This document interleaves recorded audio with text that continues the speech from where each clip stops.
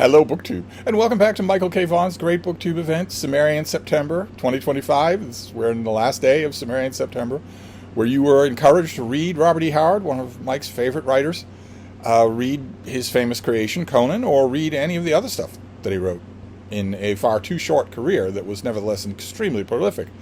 And I have spent Cimmerian September 2025 reading old issues of Marvel's black and white magazine, Savage Sword of Conan. And I've been having a fun time doing it. It's been great. The reading experiences themselves haven't always been great, but exploring these old issues has been lots of fun. And last night, for the last one, I read Savage Sword of Conan number 134, which once again sports a Joe Jusko cover. This guy and I just are not going to get along. Our covers, we are just not going to get along. Because this one doesn't make any more sense than any of his others do. So I don't know. I don't know. What is that giant ape-like thing trying to do to Conan? Is it trying to kiss him? Because if it's not trying to kiss him, why isn't it biting his arm off? Which is right there. Brushing against its cheek. But the issue was written by Chuck Dixon and drawn by Gary Kwapitz, again with inks by Ernie Chan. But the ink seemed very confidently to be Ernie Chan, so I didn't see much of Mike Kwapitz other than he still has rather unadventurous panel arrangements. It's just that they can be really big. They can be really neat. The story opens with Conan wandering into a town. When he encounters a disturbance, a barkeep is thrown through the window of his own establishment by a brute in the room. He tells Conan, "You seem pretty big. You seem pretty handy with yourself. There's a guy who's beating up my bar. He's tearing apart my bar and beating up my patrons. Go in there and stop him."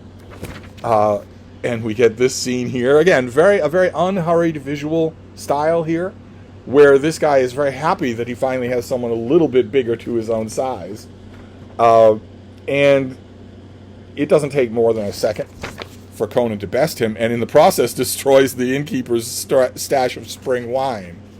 So that the innkeeper says, what does he say?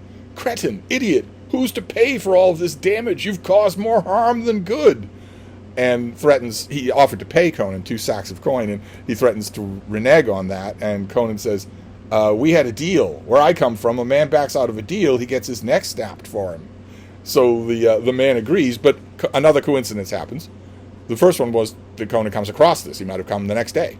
But then another coincidence happens because a nobleman wants to hire Conan as a bodyguard.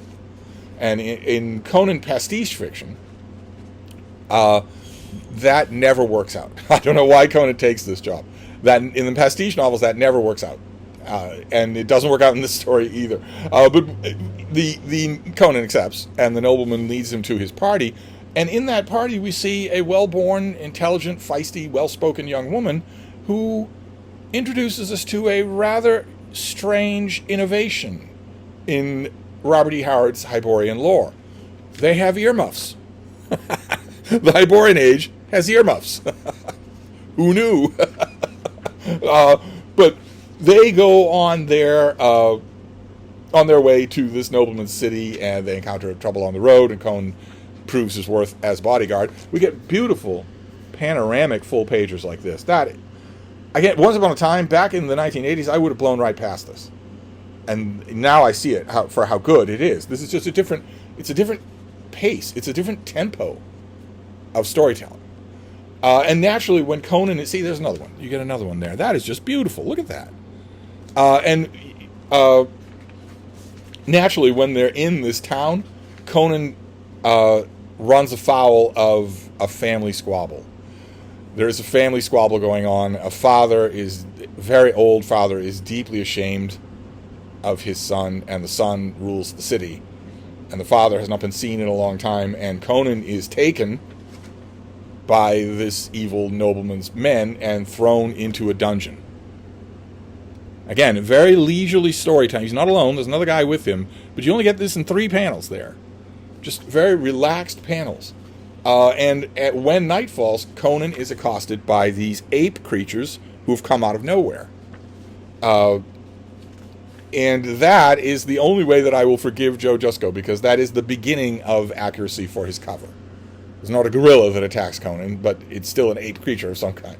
And his fellow cellmate is dragged through a hole in the wall, begging for Conan to save him. Conan wonders, well, how could they get him through that wall with a chain on his ankle? Then he realizes they cut off his ankle. They cut off his foot. And Conan is determined that they will not get him. Or if they do, what does he say? They will pay with many lives for my carcass. But what crawls out of the hole in the wall is not one of those ape creatures. It's this creepy old guy with keys around his neck. Keys to Conan's shackles, keys to the door. They go crawling through that hole and then through a whole bunch of catacombs to the home of those ape creatures. And the old man is their lord and master. They obey him. You won't. He says to Conan, "You won't come into any harm as long as you're with me." This serves Conan just fine because he wants revenge on the lord who betrayed him, and that revenge comes in the form of this old man's monkey creatures, who attack everyone in the city. And you get a lot of these 3-panel pages. A couple of them I could swear were retouched by John Romita Sr., but he wasn't doing that anymore, so I know that that's wrong. And so there you've got these ape creatures attacking everyone in the city, attacking everyone loyal to this lord. But there's one person that Conan has encountered who hates this lord more than anybody, and that is his father. Look at that panel.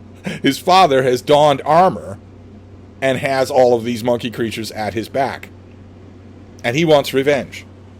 And Conan doesn't. I mean, you get these great surreal panels of just monkey combat, just surreal and wonderful.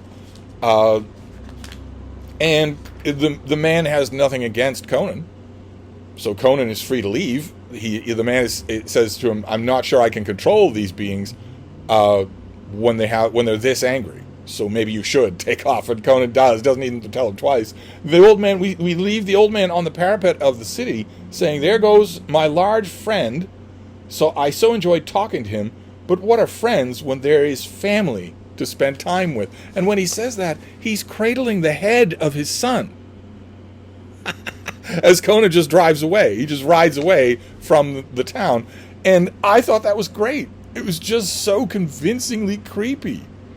But another thing I really liked about it is an element from Conan's stories, both the canon and the good pastiche stories, that you don't really, it creeps up on you, you don't really think about it, you're not expecting it, but it does frequently happen, where the story doesn't revolve around Conan, but he's not incidental to it. He instead stumbles onto some story that does not directly involve him, but where he will play a pivotal part.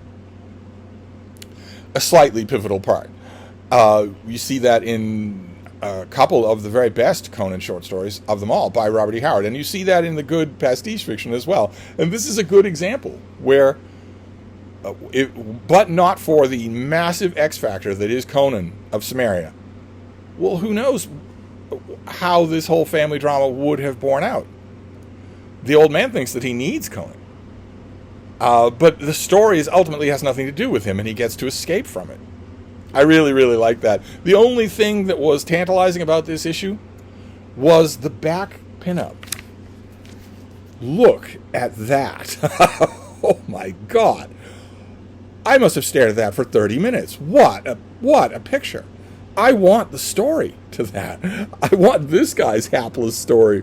I wonder if this credits who that is. Okay, well, you're not Vincent Waller, that's for sure. Do you credit who this is? Is there maybe a signature on it? Oh, well, okay, there's a signature, but it's very artistic. Maybe one of you can read it. That's the signature. I don't have any idea who that is. But it looks like P. Craig Russell. It can't possibly be him. But God almighty, I just love that picture. So even the very last bit that I got for my last video of Cimmerian in September was still a treat. This was a treat. So there you go. A month-long celebration of Conan. How wonderful a thing. So I'll wrap this up. I'll find something to do with... I'll find somewhere to put this little stack of Savage Sword of Conan magazines. And I'll see you all next year for Savage Sword of Conan 2026. Thank you, BookTube.